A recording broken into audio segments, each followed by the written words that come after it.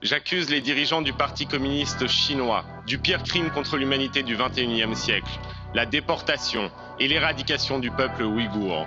L'homme que vous venez de voir dans cette vidéo, c'est Raphaël Glucksmann. Un nom qui vous évoquera sûrement quelque chose, puisque c'est l'un des députés européens et hommes politiques les plus médiatisés en France. Le Vieux Continent vous propose aujourd'hui de découvrir son parcours. Alors il faut savoir que Raphaël Glucksmann, il avait des parents qui laissaient prédestiner un fort engagement politique, puisque son père, André Glucksmann, est un grand philosophe, ancien militant maoïste, qui s'est reconverti dans le libéralisme. Je m'excuse, ce n'est pas M. Glucksmann qui m'empêchera de parler ici ce soir. Et que sa mère, Françoise Hillette, n'est autre que la fille de Jeannette Colombel, la cofondatrice de l'Union des femmes françaises.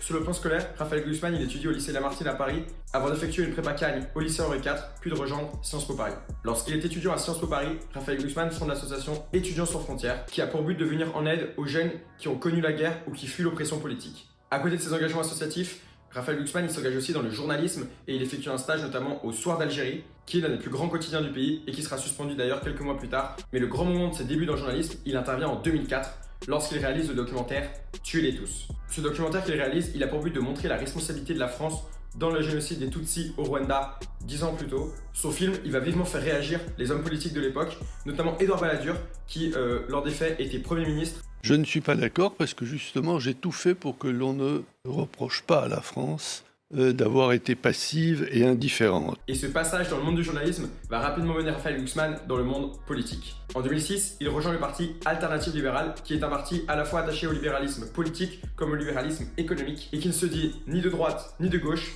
ce qui vous rappellera sûrement quelqu'un. Raphaël Glucksmann se rend même à un meeting de Nicolas Sarkozy en 2007, et il est décrit comme l'un de ses admirateurs. Mais sa carrière, elle prend véritablement une nouvelle tournure en 2008. Alors qu'il s'apprêtait à partir en vacances en Corse, Raphaël Glucksmann reçoit un coup de fil qui, je cite, va changer sa vie. Le président géorgien de l'époque fait appel à lui pour qu'il devienne son conseiller politique, dans le but notamment de permettre à la Géorgie de rentrer dans l'Union Européenne. Raphaël Glucksmann part donc s'installer à Tbilissi, qui est la capitale du pays, en août 2008, au moment où le pays se trouve en pleine guerre avec la Russie, et il devient le nouveau conseiller politique du président jusqu'à sa défaite en février 2013. Durant ces années, Raphaël Glucksmann il va côtoyer les dirigeants du monde entier et il va tout faire pour que la Géorgie rentre dans l'Union Européenne. C'est à ce moment-là que son engagement européen il commence de manière concrète. Néanmoins, malgré ses 5 ans passés auprès du président géorgien, il n'évitera pas la défaite aux législatives de 2013 et surtout la Géorgie n'est toujours pas à l'heure actuelle membre de l'Union Européenne. Quelques années plus tard, il décide de se lancer dans le grand bain et crée son propre parti politique, Place Publique. Il faut savoir que ses membres fondateurs ils sont situés à gauche et que le mouvement se définit lui-même de gauche. Et la maxime du parti, c'est agir pour une Europe démocratique, écologique et solidaire. Place Publique est donc créée en 2018, soit un an avant les élections européennes de 2019. Pour ces élections, le tout nouveau parti de Glucksmann s'allie avec le Parti Socialiste, Nouvelle Donne et le Parti Radical de Gauche.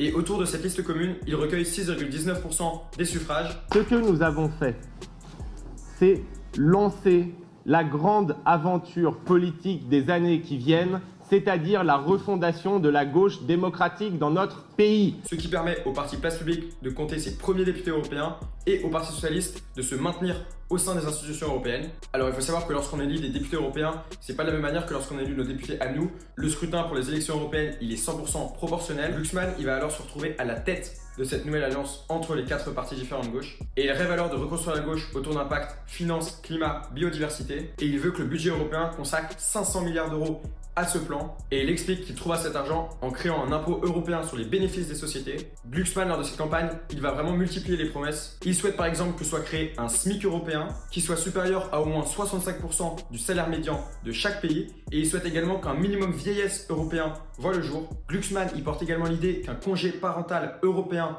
d'au moins 8 mois partagé à égalité entre les 2 parents voit le jour, et que celui-ci soit rémunéré aux 3/4 du salaire brut. Glucksmann, il souhaite également s'engager pour les jeunes, et il veut garantir un Erasmus pour tous les jeunes de 16 à 25 ans, et il souhaite dédier cet Erasmus à tout jeune qui aurait un projet associatif, éducatif ou professionnel en Europe.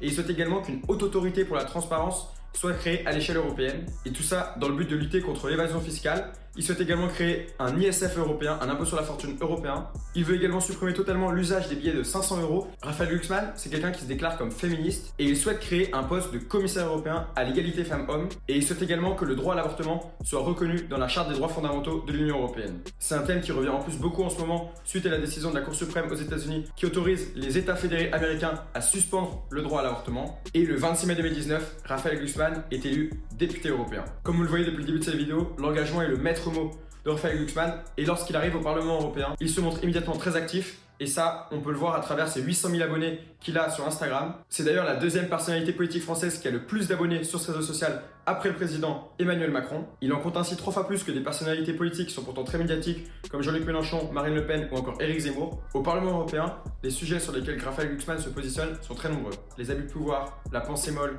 les migrants maltraités, l'écologie ou encore la pauvreté. Il se montre très ferme à l'égard du Rassemblement national, de sa bête noire Éric Zemmour, de Vladimir Poutine ou encore de la gauche socialiste puisqu'il estime que la gauche ne parle plus à personne et durant la campagne présidentielle de 2022, il va continuellement dénoncer la multitude des candidatures. Moi, ce que j'aimerais, c'est que la gauche, elle nous parle de la France, qu'elle nous raconte comment elle va rétablir la fierté d'être français. Il faut voler ça à l'extrême droite. Mais le grand combat que Raphaël Glucksmann mène au sein du Parlement européen concerne le génocide que subissent les Ouïghours en Chine. Sur les réseaux sociaux et sur les plateaux, il dénonce en permanence la réduction en esclavage de ce peuple. Vous avez des marques comme Zara, comme Nike, qui font fabriquer leurs chaussures, leurs chemises par des milliers et des milliers d'esclaves ouïghours en Chine. Il parle de crimes contre l'humanité et appelle à manifester à Paris pour les défendre. Il va même lancer une pétition en ligne pour les soutenir et il va même créer ce qu'on appelle la liste de la honte. C'est la liste des marques qui sont accusées de bénéficier du travail forcé des Ouïghours. Et parmi elles, on retrouve Nike, Adidas ou encore Zara. Très récemment, il a également publié une tribune dans Le Monde avec Yannick Jadot visant à bannir du marché européen les produits issus de l'esclavage et notamment des Ouïghours. Raphaël Glucksmann, c'est quelqu'un qui n'a pas peur de prendre position sur certains sujets.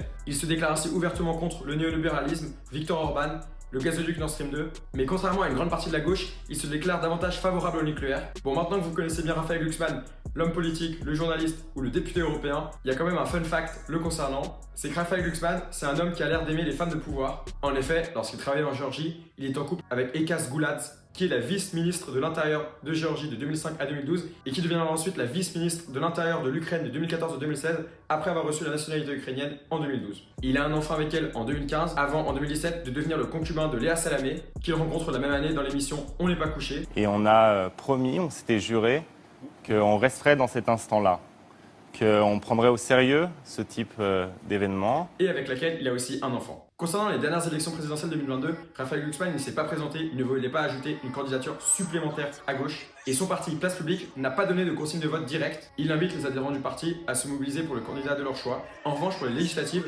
Raphaël Glucksmann il appelle à voter pour la NUP, bien qu'il précise avoir des milliers de désaccords avec le programme de Jean-Luc Mélenchon, qu'il décrit d'ailleurs comme un Thatcher de gauche. Raphaël Glucksmann ne s'est donc pas présenté en 2022, mais suspense pour 2027. Après son expérience au Parlement européen, voudra-t-il briguer la présidence française?